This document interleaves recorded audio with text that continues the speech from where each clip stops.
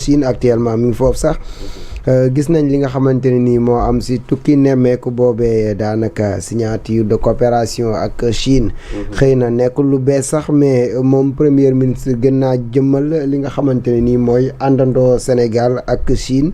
si wàllum économie ak aussi yeneen yoo xamante ne nii xëy na tukkee na si wàllu boobu mais dañuy taxaw d'abord si moom Ousmane Sonko.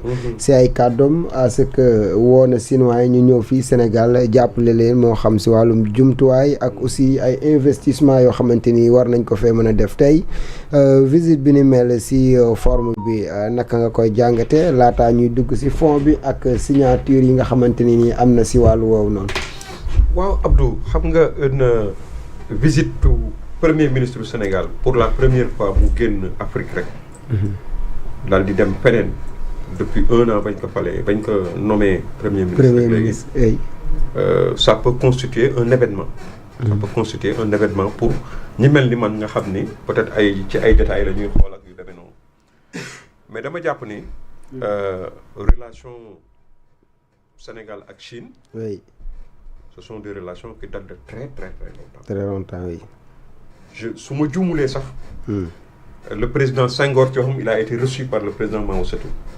su ma juumulee. maa ngi jëloon image yi ba léegi quoi. nuyoo président Mao bi di mu téye loxo bi di ko yëngal.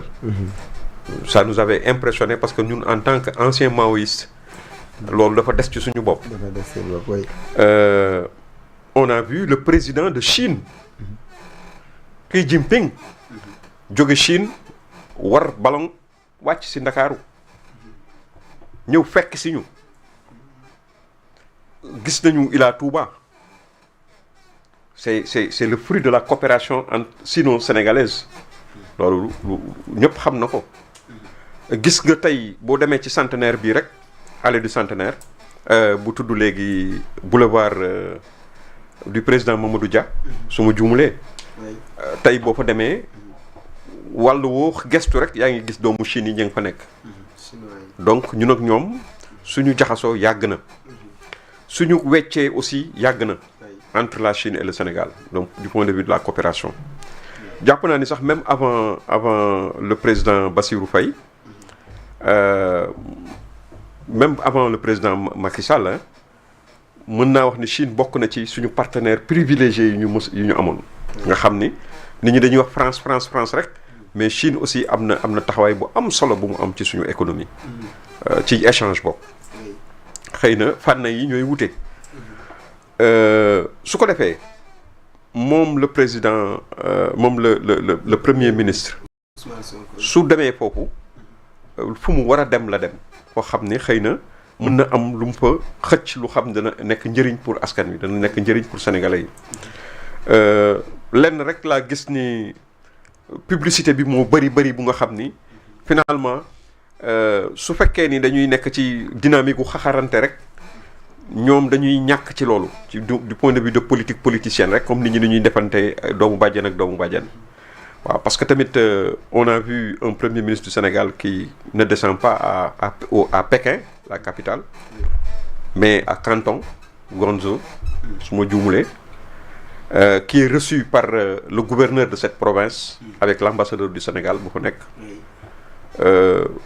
xëy na aspect phare boobu nga xam ne ñoom loolu lañ ci doon wut waaw avec une visite en grande pompe boo xam ni dañ koy tertu yu rëy yooyu bon c'est vrai que il n'est pas aussi un chef d'État te it Chine jamono yu ñu nekk nii peut-être que le moment a été mal choisi parce que Chine fi mu nekk nii dafa toll ci tal leneen lu dul ay visitu premier ministre benn dëkk visitu président sax talu ko waxantuma la ak visitu premier ministre parce que ku nekk xam na ni avec l'escalade qui sévit au niveau du Moyen-Orient ça touche directement la Chine parce que d'abord il y a le détroit d'Ormuz nga xam ni ravitaillement Chine en termes sur le plan énergétique du Chine rek presque àddina si yëpp toutes les grandes puissances sax surtout ñoom foofu lay jógee muy benn mbir mu nga xam ni mu xat boo xam ni 30 et quelques kilomètres la 33 su ma jumulee nga xam ni ki koy surveiller dëgg am ci kii mooy Iran te dafa mel ni sax dama dégg sax tey ñu ni tëj na ko je ne sais pas menace bi déggoon naa ko mais dégg naa rumeur yu tëj yi xaw ma jusqu'à quel point c'est vrai ou c'est pas vrai. quotidien enquête ñëw na si ce matin. Voilà. tëj nañ ko am na aussi ay menaces. Voilà donc yooyu yëpp ak les enjeux stratégiques oui yoo xam ni Chine tey par rapport ak Formose par rapport ak yeneen kii yu nga xam ni tey bu affaire bi embrasé woon rek ñoom dañuy nekk en situation de guerre. oui amul sax werante parce que ñoom ak États-Unis te aujourd'hui le bras de fer beaucoup de gens pensent que le bras de fer c'est entre la Russie et les États-Unis mais en réalité c'est entre la Chine et les États-Unis oui merci n'est-ce pas oui. donc vraiment mi ngi dem ci visite bu nga xam ni ñamuy fekki wax dëgg yàlla taluñu ko quant au fond oui. mais nag dëkk bi mu dem aussi c'est une ville bi ma ko gis man pour l'instant mooy dëkk bu nga xam ne suñu commerçante yi ci la ñuy dem oui. di fa jënd ay sac ak ay dàll ay affaires yu demee noonu échange yu bëri dafay am suñu diggante ak ñoom bu njëkk canton lañ ko doon wooye léegi mooy Guangzhou foog naa moo tudd loolu donc xëy na oui. les hommes d'affaires parce que ñoom tamit ni ñuy fonctionner ak ñun ni ñuy fonctionner du ñu benn du benn. dañu xaw a am ay autonomie comme rassemblé na le secteur privé oui.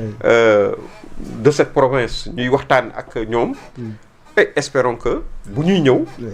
danañu indaale ay charité yu am solo merci beaucoup. ci wàllu coopération bi demee noonu coopération en tout cas si loolu lañ leen di xaar.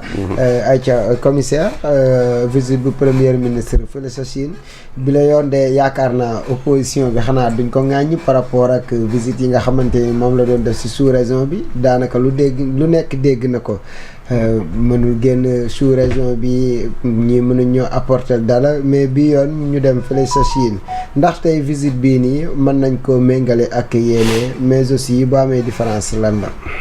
man fi ma lay tontoo mooy dama bëggoon nga bàyyi ma nekk man te bañ maa yóbbu ci opposition boobu. lu mu ŋàññi tout le temps.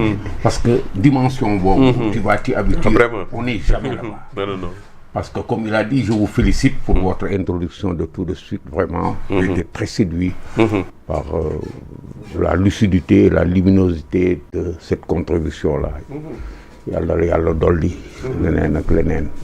voyez booy bugg dugg ci lu mel nii soo ko duggee ci gannaaw loo am rek jëlal loo am jëlal il s'agit de problèmes grandiose colossal sunum réew moo nekk en question ci situation bi nga xam ni situation bu inédite la mësta am moo tax ñu indi question yi kilifa yi fii dañ daan tukki mais tey lan moo xew tukki bi mu ngi nekk ci contexte bi nga xam ni li fi jaxasoo dafa bari mu ngi commencé ba ci acteurs yi nga xam ni ñoo wër pouvoir bi nga xam ni comme par hasard ñoom ñaar ñëpp nekkuñu fi en principal suñu jëlee loolu verser confusion boobu ci situation tukki bi dafay poser problème